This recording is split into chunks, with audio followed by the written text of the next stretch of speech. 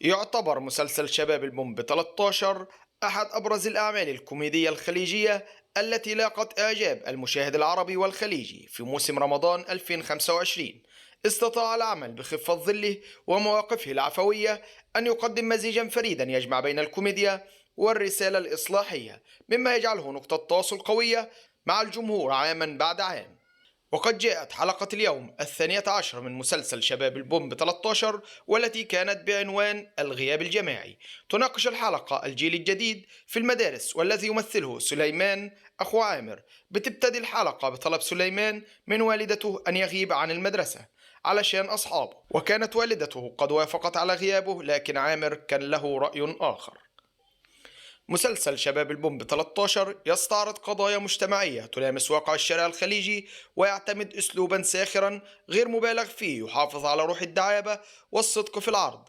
هذه المقاربة المميزة هي أحد أسباب نجاحه. يظل مسلسل شباب البومب 13 مثالا ناجحا على كيفية دمج الكوميديا مع الوعي الاجتماعي بطريقة جذابة وممتعة.